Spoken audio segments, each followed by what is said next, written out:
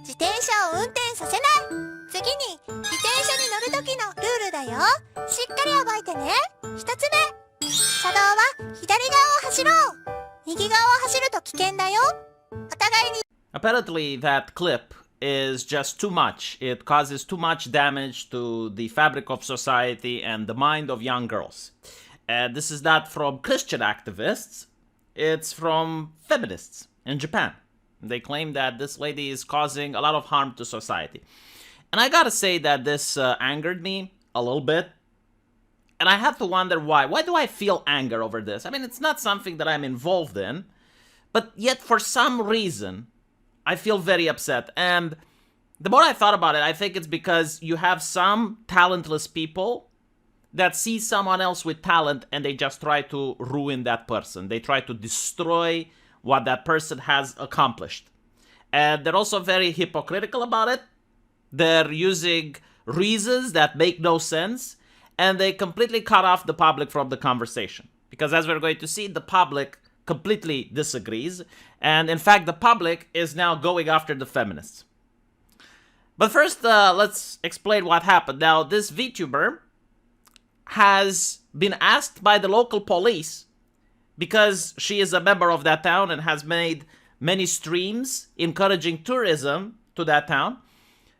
She was asked by the police to do a traffic awareness video. You know, something fun, which she did. And of course, the feminists were livid, claiming that the way she is dressed is very problematic. The uniform-like attire exposes her navel, and worse off, her boobies bounce. I'm not kidding. Like, that was one of the problems, like, the boobies bounce. And I'm looking at the avatar, and it's like the most milquetoast VTube avatar that I could see. Like, there's things far worse over there, okay? Like, she's no Shy Lily, let's put it like that.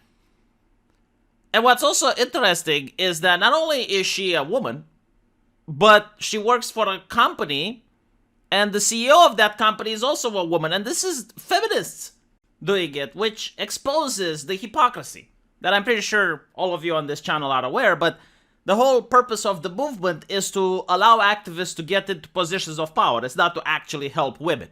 It's not to actually fight for women's rights. And it's also the condescending nature of it. Like, I'm the activist. You get to do what I say because I speak on behalf of women. And you women have to do what I say because I have been placed in a position of power as I pretended to fight for women's rights. Man, I'm so glad that men don't have a similar thing. You know, like, we don't have someone representing us the same way that feminists represent women. I have to say that I'm glad about that. So, the VTuber posted that everyone was so happy and blessed. I'm sorry. I was very happy that I was able to cooperate with the city as much as possible, and that I was able to learn Cycler with everyone. Unfortunately, she has been fired. Now, the reason she has been fired is due to the fact that the activist group which did the campaign against her was called the Feminist Parliamentary League. And they hold positions of power in the city council. So it doesn't matter that they don't really have any argument to close her down and everyone was enjoying her contribution. No, it's just the fact that due to nepotism, due to the fact that they have members in the city council and the police responds to the mayor and the city council, well, the police had no choice and decided that it's in their best interest to terminate the relationship.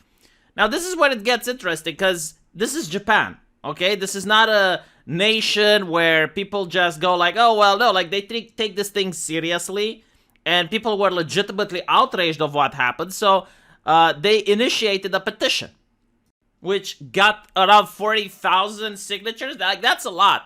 I mean, they raised a big stink over this. They're not just taking it down. They're really making cultural waves. And the questions that they say is like, please tell us, asking the feminist group, why you determine that the fact that VTubers have short clothes and large breasts immediately makes them sexual objects. See, this is a question that Western feminists didn't respond either. I mean, you notice in Marvel, everyone has titty cancer. Did you notice that? Like, all the women have their... same with Mortal Kombat. Like, all the women now in the recent Mortal Kombat have titty cancer. Like, for some reason, they don't like big breasts at all. I mean, the moment they see someone with big breasts, they immediately think, oh, yeah, well, that's sexualization. That is problematic.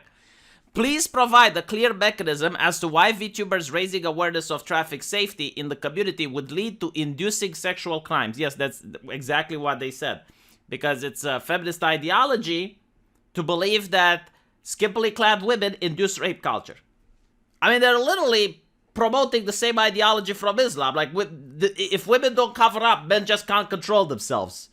They're doing Islam without the theocracy. Your protest activities have deprived Hearthstone Entertainment and the creators of VTubers the opportunity to express themselves in public spaces, and have resulted in the destruction of opportunities for women, including Setsuko Itakura, the owner of the company, to express themselves. Again, the reason that I'm glad this is happening is because there's a lot of people in culture that do not know what feminism actually does. They're clueless.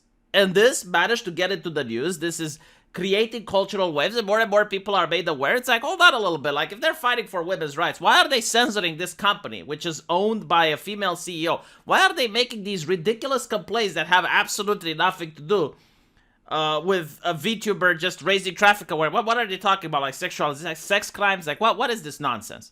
Right? And this helps people not take them seriously in the future. It's very important. From the perspective of human rights of LGBT people, especially cross-dressers, please explain how you view the existence of VTubers who take on a form that differs from their own physical age and gender, and who determine their own clothing and physical appearance based on their own will. Exactly, you know, like, this is a very bizarre trend in the United States right now, where you will have a video game character that's skimpily clad and the feminists freak out about it, but then you go on Twitch and you see women that are even more skimpily clad than whatever comic book or video game character you can find. And everyone is fine with it. In fact, if you complain about the way Pokimane dresses or Pokimane looks, oh, now you're a misogynist. But if you complain about the way Bayonetta looks in a video game, oh, that's progressive. Like, it makes absolutely no fucking sense, right? Like, where's the standard? I believe that Tojo Rinka's body shape and clothing are very common for VTubers. Please explain the basis for your determination that the video of such VTubers sexually objectify girls and induce sexual crimes. They have absolutely no evidence. This is just academic mambo-jumbo. They believe that the patriarchy and the male gaze is causing rape culture. Again, it's the same belief like in Islam. Like, unless you put a bag over women's head, then you're going to have sexual abuse, which is not true. I mean, absolutely ridiculous. But anyway, right, so people are fighting back. This is still in development. Apparently, lawmakers in Japan are also starting to talk about, like, this is a massive controversy in Japan. You know, like, in the West here, it would have been like, well, you know, sweep it under the rug, who cares? I mean, it's expected. Oh, those crazy feminists are back to their old tricks. But in Japan, people are very upset about it. They're raising a big stink about it. They're very articulate on what exactly is the problem, and it will be very interesting to see how this pans out.